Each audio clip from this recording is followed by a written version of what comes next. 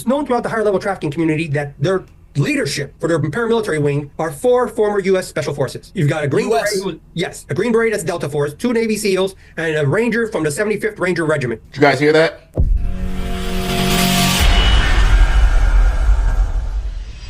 You mentioned in the email, and I would love to circle back to this, is what are some of the biggest challenges the United States military would face if deployed against cartels in Mexico? All right, guys, we got an interesting one. A follower sent me this podcast. I will link it in the description box below so you guys can listen to the entirety of this one. Borderland over at Ironclad YouTube channel.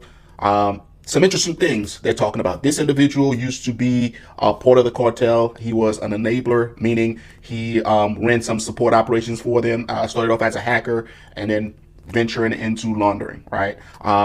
Let's see what they have to say about the military taking on the cartel. Let's hear them out. There are fundamental differences between the cartels, and I can speak only about the Pacific side. I don't speak about the Gulf side. But on the Pacific side, Jalisco New Generation is much more militaristic. Sinaloa prides itself on being clever. So they're going to adopt a posture where they'll just take a lower profile. The group out of Jalisco is the more militaristic group, and it's known throughout the higher level trafficking community that their leadership for their paramilitary wing are 4 former U.S. Special Forces.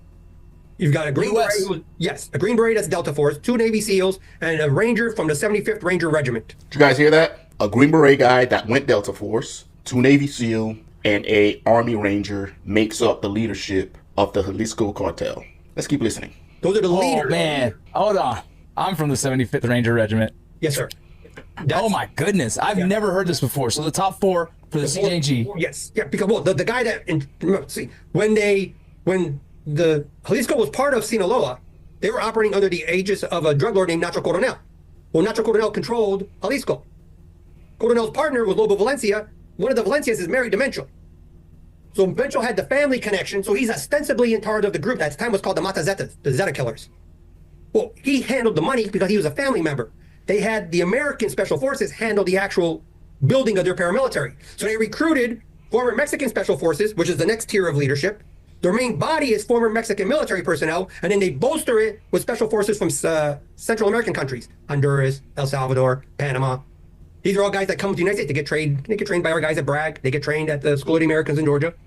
That's absolutely correct, guys, because the 7th Special Forces Group, the Red Empire, guys, they're down there right now in Latin America training commandos, training special forces. And this guy makes another good point. Keep listening.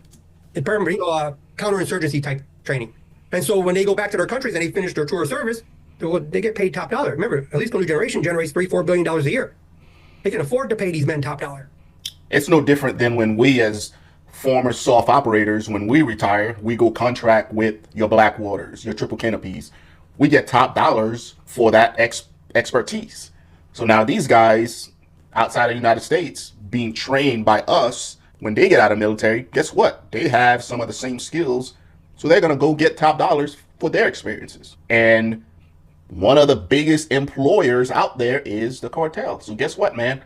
Dudes are going to find work and they're going to get paid for their experience. I still can't get over the fact that we have U.S. Special Operation soldiers as part of their leadership. Let's keep listening. And so when they broke away and formed their own structure, the Mata Zetas became Jalisco New Generation. It's essentially a military wing that got involved with drug trafficking. Whereas Sinaloa was always drug traffickers that built a military wing. And so that's why you see where Jalisco particularly have had numerous encounters against the Mexican military.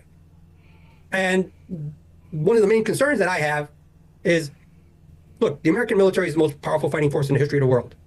We have career bureaucrats, however, who formulate plans that, quite frankly, aren't reasonable given the nature of the adversary you're fighting. We spent $2 trillion and 20 years fighting in Afghanistan. We didn't lose a battle in Afghanistan. But yet today, the flag of the illiterate goat herder is flying over every flagpole in that country. Guys, I don't think we're ever going to stop hearing that fact. To his point, he's accurate.